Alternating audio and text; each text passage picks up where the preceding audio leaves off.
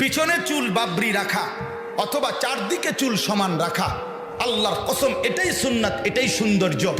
এর বিপরীতে যুবক, তুমি ডানে বামে সামনে যত স্টাইলের চুল বাড়াচ্ছ, এর একটাও কোনো সুন্দর নয়, বরং নিকৃষ্ট। বেঈমানের চুল, কাফেরের চুল, মুশরিকের চুল, নাস্তিকের চুল, মুরতাদের চুল, দাজ্জালের চুল। মনে রাখো, একদিন, খুব বেশি দেরি নাই, একদিন দেখবা তুমি দাজ্জালের খপ্পরে পড়ে গেছো। হ্যাঁ, তোমার বুড়ি করো না, তোমার যৌবন স্থায়ী না, তোমার বাপ দাদা 14 গোষ্ঠীর যৌবনও স্থায়ী ছিল না। আজকে যে কয়েকজন চাচারা এখানে আছেন, ইনারাও গত কিছুদিন আগে 14, 15, 18 বছরের যুবক ছিলেন। কথা বলেন না কেন?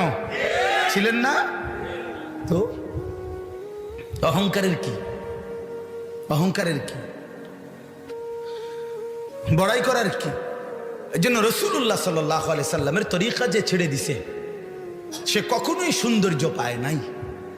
আপনারা যারা দাড়ি কাটেন, আপনাদের সাথে চ্যালেঞ্জ করলাম আল্লাহর কসম দিয়ে, ইনশাআল্লাহ পৃথিবীর কোনো দার্শনিক পণ্ডিত, মুসলমান বাদ দেন মিয়া, কোনো কাফের বেঈমানের কাছে, কোনো ইহুদি, খ্রিস্টান, হিন্দু, বৌদ্ধ, ইউরোপ, আমেরিকার কোনো ইউনিভার্সিটি, কোনো গবেষণাগার, কোথাও পৃথিবীতে কেউ প্রমাণ করতে পারছে কিনা যে দাড়িবিহীন চেহারা শেভ করা এটা উত্তম?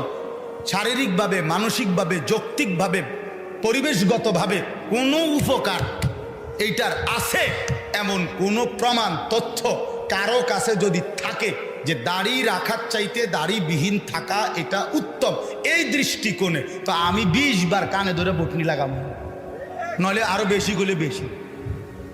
আপনি এখন কম, আর এখন না পাইলে পরে টোহাইয়া বাইর করে আমার খবর দিয়ে আবার আমো, আমার বাড়ি যে তুমি আসবো না কেন?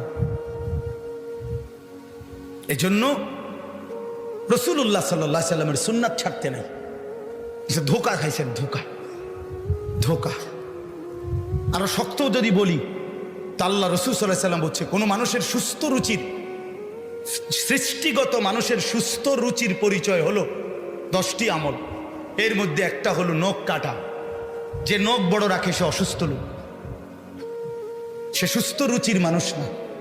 নাক পরিষ্কার করা, এই নাকে যার ময়লা জমে থাকে সে অসুস্থ লোক, সে রুচি সম্পন্ন মানুষ না। বগলের পশম যার বড় হয়ে থাকে, বগলের পশম উপড়ানো, নবীজি বলছে ফিতরাত, সুস্থ রুচির পরিচয়। এটা যার বড় সে অসুস্থ, বিকৃত রুচির। নাভির নিচের পশম কাটা,